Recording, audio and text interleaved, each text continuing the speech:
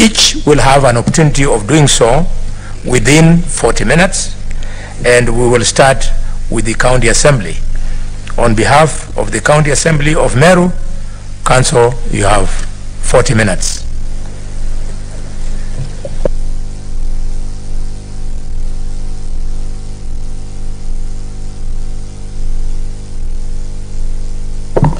Thank you very much, Chair and honorable members. We want to preface our opening statement by drawing parallels between Count 2, the second charge, Chair, that revolves around vilification and 8 campaigns against other leaders. And we want to draw parallels from world history in the hope that we will show you that the matter before you is a unique matter and that it is not too trivial with your time, that we have called you on Christmas holiday. Mr. Chair, if you check world history, there was a war called World War I. It was ended by the treaty establishing the League of Nations and the Treaty of Versailles, in which, among other things, it was resolved that time the Republic of Germany would not do certain things in the hope that there will be never again in human history a war of such large scale. Shortly after the First World War, there came a leader in Germany between the year 1933 and 1945. This leader was very popularly elected, Mr. Chair. He enjoyed fanatic following throughout Prussia or Germany, if you like. This leader had little to no regard for other leaders or alternative views. But why we thought this is the right place to start, Chair, is how this single leader sucked the entire world into a world war.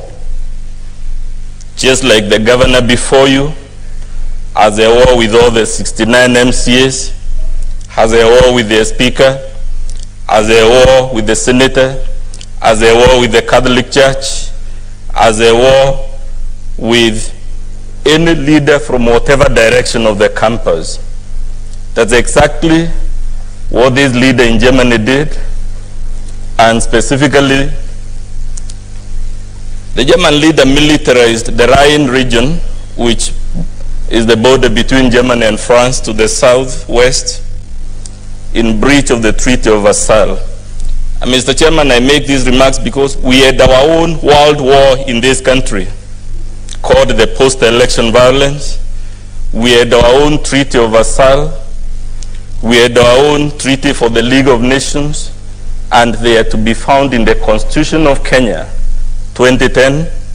They are to be found in the law on leadership and integrity. So how was the German leader able to suck the entire world into a war which some of our relatives, my grandfather, for instance, went to fight in Burma, in a war Africans had nothing to do with? So it begins by militarizing the Rhine region bordering France, effectively declaring law with France. How did the world powers of the day react, Chair? They said, let's make peace. Let it militarize, never mind it's unlawful, but we don't want war, we want peace. Because we are making this knowing you'll be told, let the MCAs go back to Meru and make peace with their governor. No sooner had he invaded or the militarized the Rhine region, then he invaded and annexed a country called Austria to the south, contrary to the Treaty of Versailles that forbade the union of Germany and Austria. So he is at war in the southwest with the France. is at war to the south with Austria. What does he do to the east, Chair? There was a small region in Czechoslovakia that he says has a few people who speak Germany. So he asks that Germany be allowed to annex that part.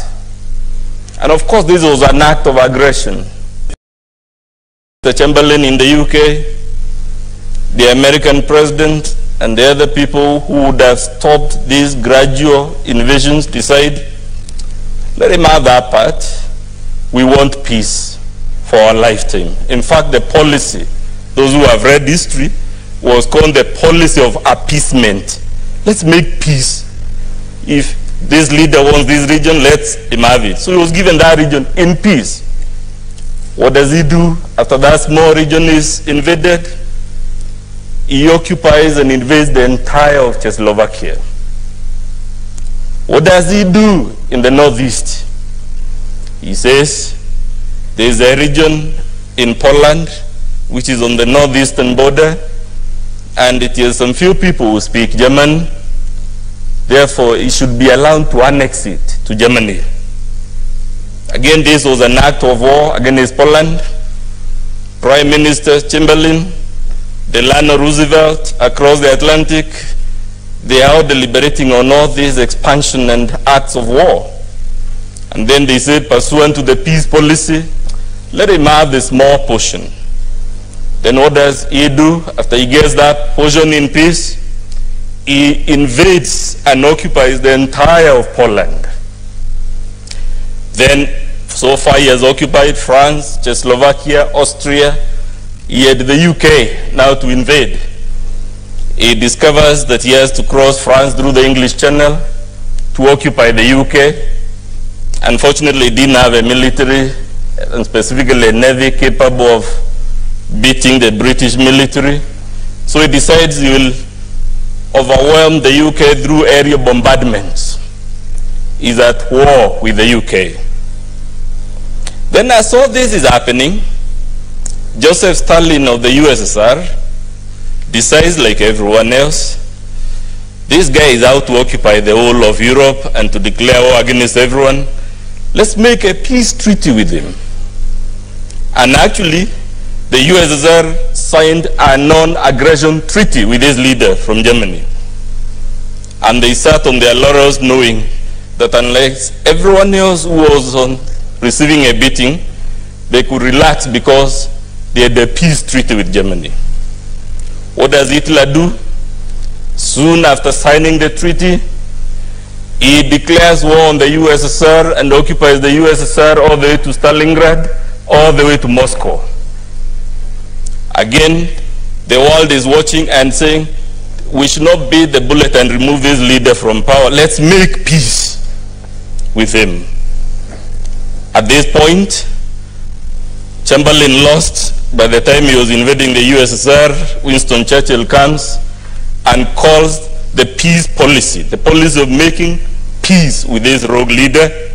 He says it is an unmitigated disaster and tries to persuade the United States to join them to liberate Europe from this rogue leader. The United States, just like the UK, takes a peace approach and says, those are your wars in Europe. You are 11,000 miles away. Why should we join you to fight Hitler? So America says it's not getting involved in anybody's war. 3 days later, Adolf Hitler declared war on the United States, a country 10,000 miles away, separated by an entire ocean. After that, Chair, Adolf Hitler decided he was not done with fighting countries. He decided he is fighting certain human groups. He identified Jews, Slavs, and whatnot. And to cut it short, Chair, by the time this rogue and untamed leader was done, the entire world from Japan to Australia to Africa to Americas was in a war created by one person, one leader, in what initially appears like small individual acts of aggression. None of them in isolation looked serious. And because of the policy of appeasement, by the time he was done, 50 million people were dead across the world. We are here, Chair, to hope to persuade you, based on the evidence we'll give you, that unless you help Meru County to tame this untamed leader who is at war, just like Adolf Hitler, in all directions of the campus, who is at war with everyone, both real and imaginary, Chair, it will be an unmitigated disaster, to borrow the words of Winston Churchill. The motion before you, Chair, revolves around gross violations of the Constitution, gross violations of various county and national laws, abuse of office, and gross misconduct. It raises in total, although the counts are clustered, you know, there are 6 main counts here, and when we listened, under each count, there are several specific allegations arranged thematically under 6 clusters. When you do your count, Chair, you will note the motion raises 62 violations, 6-2, of the Constitution and laws of Kenya, all committed within the remarkably short period of 64 days between 6th of September and 9th of November. So, Chair, you have an untamed governor who on average grossly violates the Constitution at least once per day. It must count for something, Chair. This motion was placed before the Assembly on the 14th of December. After listening to the evidence, Chair, there were 67 out of 69 members in the Assembly, and all of them voted to impeach the governor. The score was 67-0. When we get there, Chair, we'll be telling you that must count for something. Why must it count for something, Chair? The governor will try to persuade you that there is a gender dimension, and the question will ask and the Senate if that is true. Why did all the 23 female members of the Assembly vote to impeach her? We will invite you, Chair, to note when we get there that the governor was invited to respond to the allegations against her, and the invitation is at page 51 and 53. Rather, it is in our volume 3, page 49. And she did not, Chair, avail herself of that opportunity. To the extent that she did not take the opportunity to exonerate herself before the Assembly, we'll be urging you when we get there that it is trivial for her now to come before this Senate and tell you 1,000 ifs and buts. Chair, the allegations were read under the first thematic category of the violations. We will note you to note under the first charge there are 19 violations. Under the second charge there are 30 gross violations. Under the third charge, Chair, which is at ground 13, there are 4 gross violations. We will note you to note under the fourth cluster there are 3 gross violations, and under the final cluster of the charges against her there are 6 gross violations, making it the total of 62 that I alluded to. We will be presenting evidence, Chair, in the form of oral testimonies by the mover of the motion, called Dennis Kiogora, by one of the MCAs called Mutembei, by a woman MCA called Lucy Mukaria, and a Catholic priest by the name Elias Kinoti. We will be relying on the motion itself and the annexes to it to show these violations, Chair.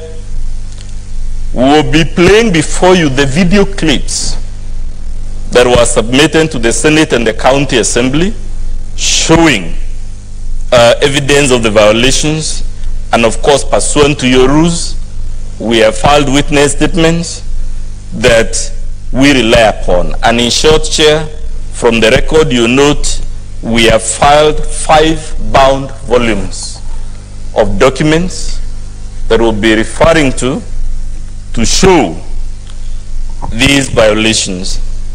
Chair, when we reflected on this matter, sometimes it is easy to be caught in the legalese, in the legal fine print, and to miss the big picture. We suggest, even as we must confront the legalese, even as we must confront the evidence and its merits and demerits, these are the overarching questions we suggest you will have to reflect upon, and just like the evidence should weigh on the scales, these questions equally should weigh in your mind. Question number 1.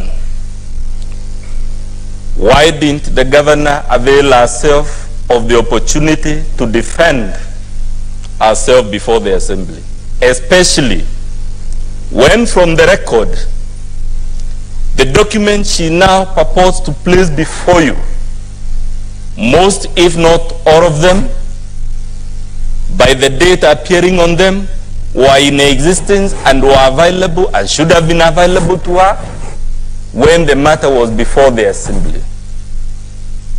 Chair, the second question would be, would it be fair for anyone to argue or conclude that given all these fights with countless people, some of them not even in the county government, is it really possible that there is no fundamental problem with the governor on trial, and the problem instead lies with all these other people, the MCAs, the MPs in Meru, the senator for Meru, the cabinet secretary, the Catholic Church, the cartels, the corrupt?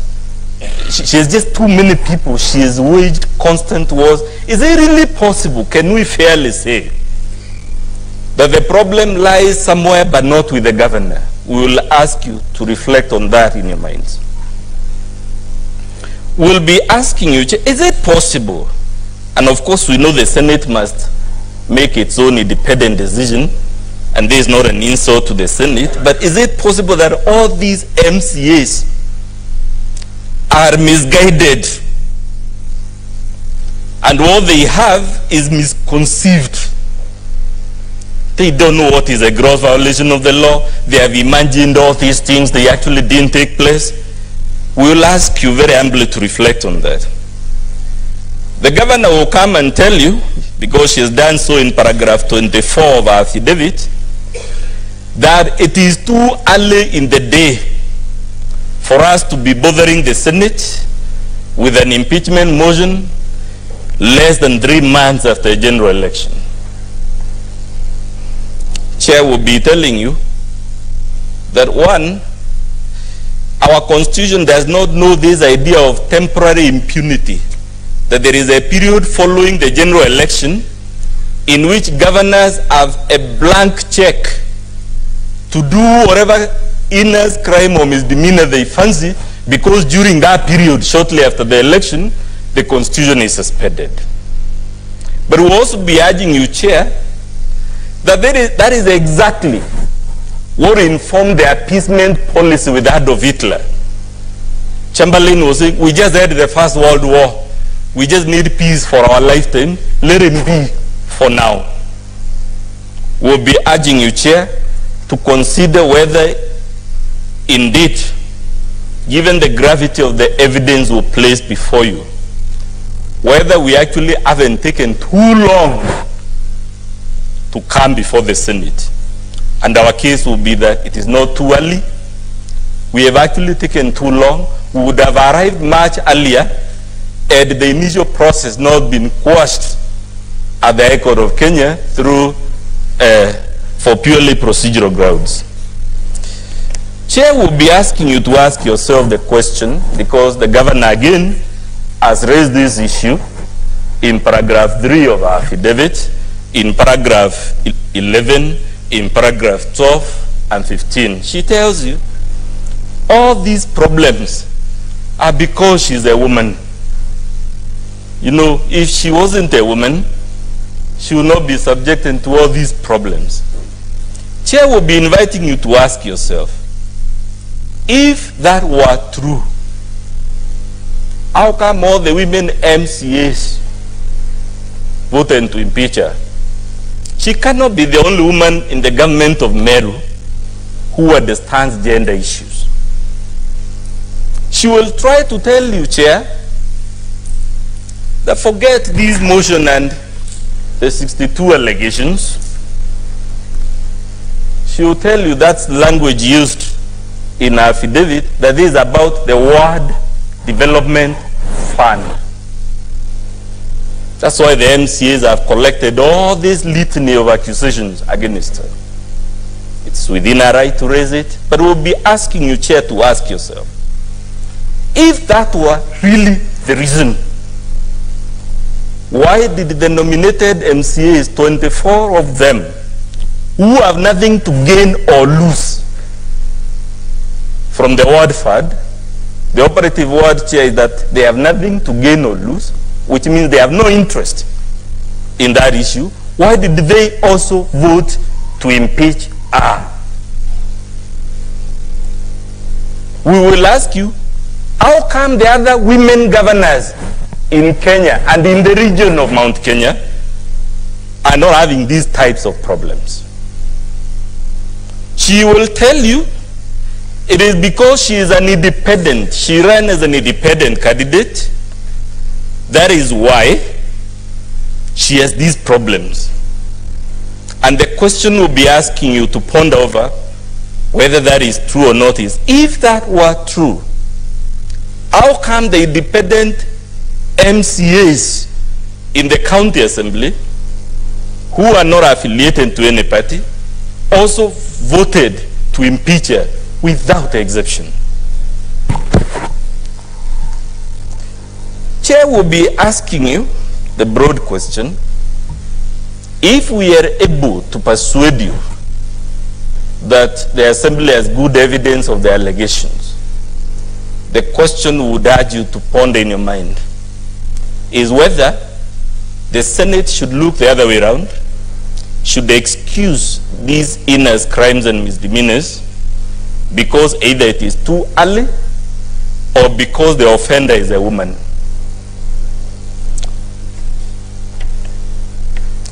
Chair will be asking you to ask yourself, based on the words I began with about Adolf Hitler, should the Senate, just like the Prime Minister of the UK then, just like Joseph Stalin in the USSR, just like Delano Roosevelt in the US, should the Senate equally adopt the policy or the stance of peace? You guys, go make peace. It is too early in the day, and our submission when we get there, Chair, is we are dealing with the megalomaniac of the type that was ruling Germany between 1933 and 1945, who is at war with everybody in all the four corners, all the four main directions of the campus. I know Chair is consulting. I don't know whether I should proceed, Chair. Okay. Chair, I noted you are consulting, so I didn't know whether to proceed. From my profession, if you see the judge consulting, you pause. Yeah, it's good you paused, eh? Yes. And you are free to make your statement. Yes. But be careful. Yes. About the words you use. I'm guided, Chair. Yeah, words like megalomania, you've quoted enough from Hitler. Make your case. I'm guided, Chair. Thank you very much for that guidance.